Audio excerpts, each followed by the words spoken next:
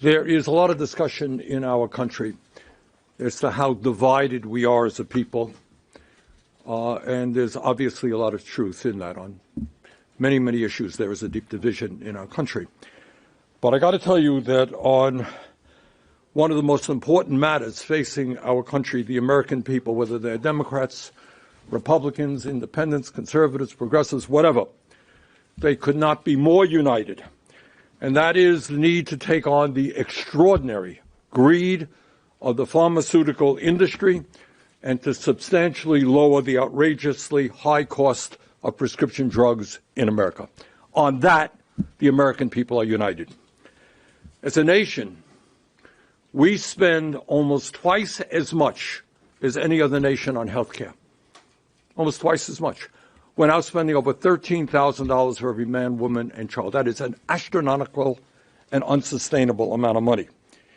And one of the reasons that we spend so much is the high cost of prescription drugs. So when we talk about the high cost of prescription drugs, it is not just that 1 out of 4 Americans cannot afford the prescription drugs their doctors prescribe. And think about how crazy that is. Sick, go to the doctor, writes out a prescription, you can't afford it. That's crazy. But on top of that, you have hospitals spending a fortune on prescription drugs. Just spoke to a CEO of a hospital. 20% of his budget goes to prescription drugs. You are talking about insurance premiums going up because of the high cost of prescription drugs, not to mention the fact that taxpayers are spending a fortune on the cost of Medicare and Medicaid because of the high cost of prescription drugs.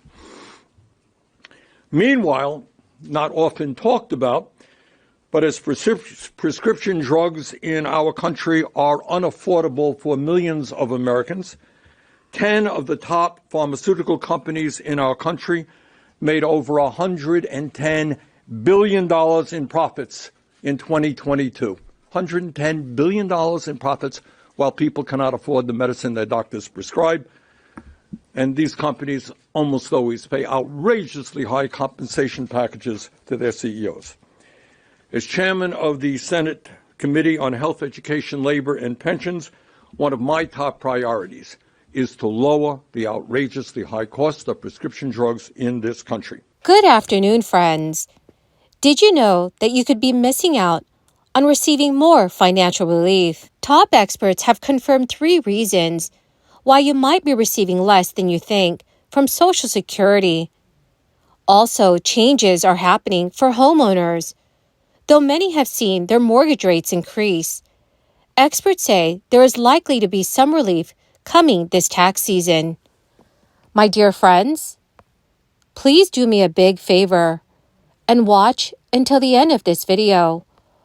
Also, every Friday, I will be announcing several winners for the Walmart gift card giveaway. If you would like to enter these weekly giveaway, friends, simply click and like several of my videos and then comment below the keyword of each video that you watch. My friends, the more videos that you comment on, the greater your chances of winning these giveaways. Social Security is crucial for millions of retirees, serving as a primary income source for some.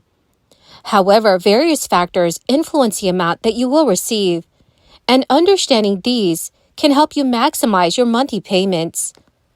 According to the Motley Fool, your benefit amount is based on the average of your earnings over the 35 highest earning years of your career.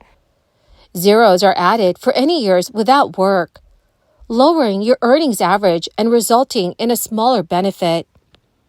The full retirement age is another important thing to note. Your basic benefit amount is what you will receive, which is 67 for those born in 1960 or later.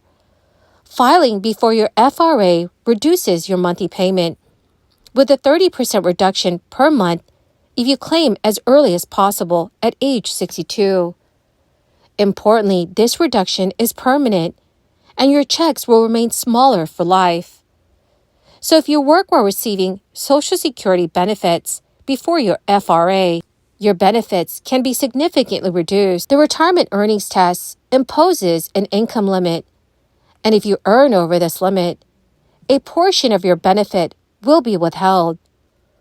Once you reach your FRA, these reductions are recalculated and you will receive larger payments. So understanding these aspects is very crucial for maximizing your Social Security benefits. Claiming early or working while receiving benefits can also lead to permanent reductions, impacting your financial plans for retirement. By being aware of these factors, you can take steps now to optimize your Social Security income and secure a more comfortable retirement. Also, friends, according to NBC News, home mortgage rates have also drastically increased during the economic recovery from the crisis. But the increasing number of homeowners who are facing steep interest payments this year may finally find some relief thanks to the mortgage interest deduction.